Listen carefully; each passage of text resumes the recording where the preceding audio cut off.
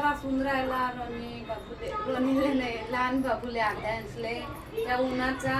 आता मागही एवढा त्रास, तर गरम गरम वाटे, त्याचा अंग गरम गरम वाटे, मग ताप आला.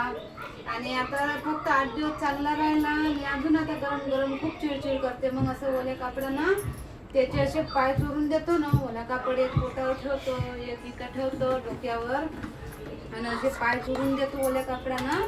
तर त्याला थंड लागते ना, तर मग शांत राहते. मला काल रात्री 3:30 वाजेपर्यंत त्याचे असे पाय दाबा लागले. मला ओला ह्या ओला रुमाल करून 3 रुमाल ओले केले. एक असा पोटावर ठेवून दिला होता आणि एक असा डोक्यावर ठेवून दिला होता. डोकं बी गरम गरम लागते. तर असं ओलं ओलं केलं म्हणजे कधी मग शांत झोपते.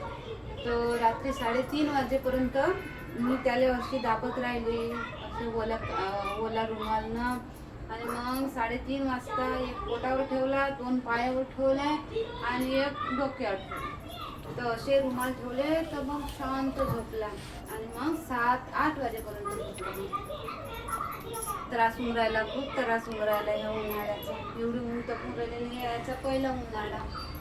तर मला अशी सेवा करायला लागून राहिली, त्याचे पाय दाबा लागते ओल्या रुमालानं.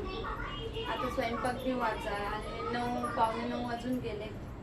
आता चिडचिड करून राहिला होता आणि झोक्यात टाकतो तर झोपतच नाही ना अजून खूप वेळपर्यंत. तर म्हटलं आता काही झोक्यात टाकत नाही, त्याला असं थंडच करतो मस्त ओल्या रुमालानं. तर आता मस्त खेळून राहिला. मी ओला रुमाल घेतला आणि अशी दाबून राहिली ना पायात, मस्त खेळून राहिला. चिडचिड करत होता.